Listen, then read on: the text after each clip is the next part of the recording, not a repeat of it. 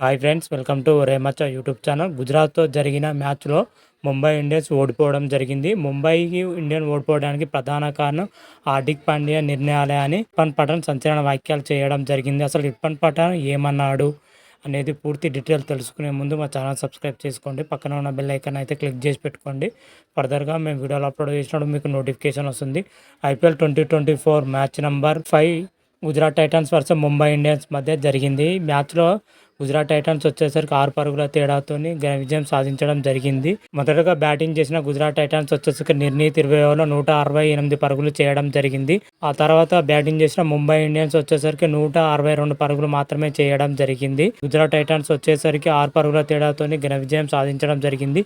ముఖ్యంగా ముంబై ఇండియన్స్ ఈ మ్యాచ్లో ఓడిపోవడానికి ప్రధానమైన కారణం హార్దిక్ పాండ్యా అని ఇర్ఫాన్ పఠాన్ అయితే చెప్పడం జరిగింది. ఇర్ఫాన్ పఠాన్ వచ్చేసరికి హార్దిక్ పాండ్యా పైన సంచలన కామెంట్ కూడా చేయడం జరిగింది. ముంబై ఇండియన్స్ ఈ మ్యాచ్లో ఓడిపోవడానికి హార్దిక్ పాండ్యా తీసుకున్న నిర్ణయాలే ముంబై ఇండియన్స్ ఓడిపోయిందని కూడా చెప్పడం జరిగింది. ఇర్ఫాన్ పఠాన్ వచ్చేసరికి హార్దిక్ పాండ్యా తీసుకున్న నిర్ణయాల్లో 2 ప్రధాన కారణాలు కూడా ఉండడం జరిగింది. అదేవిధంగా ముంబై జట్టును సమర్థవంతంగా నడపలేదని చెప్పడం జరిగింది.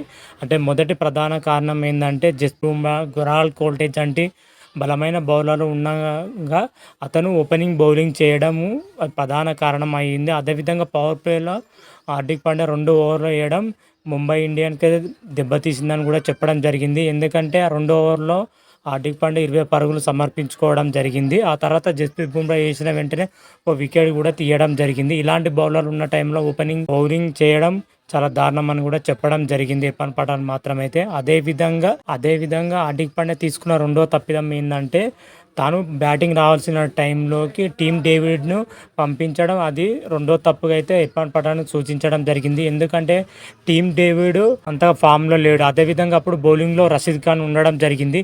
రషీద్ ఖాన్ బౌలింగ్లో ఎక్స్పీరియన్స్ బ్యాటర్ అయితే ఎదుర్కోవడానికి సత్తా ఉంటుంది. టీమ్ డేవిడ్ అంత ఎక్స్పీరియన్స్ పర్సన్ కాదు. అందుకే అతను ఎందుకు పంపించడం కూడా అర్థం కాలేదని తెలిసింది. అతని ప్లేస్లో హార్దిక్ పాండ్యా వచ్చి ఉంటే మ్యాచ్ ఫలితం ఇంకో రకంగా ఉండేదని ఇర్ఫాన్ పఠాన్ గారు అయితే చెప్పడం జరిగింది. ఓవరాల్గా హార్దిక్ పాండ్యా ఈ 2 బలమైన కారణాలతోనే ముంబై ఇండియన్స్ ఓటమి చూసిందని కూడా చెప్పడం జరిగింది. టీమ్ డేవిడ్ వచ్చే సమయానికి బాగా ఒత్తిడికి లోనాడు. అదేవిధంగా అతనితో పాటు తిలక్ వర్మ కూడా ఒత్తిడికి నెట్టడం కారణమైంది.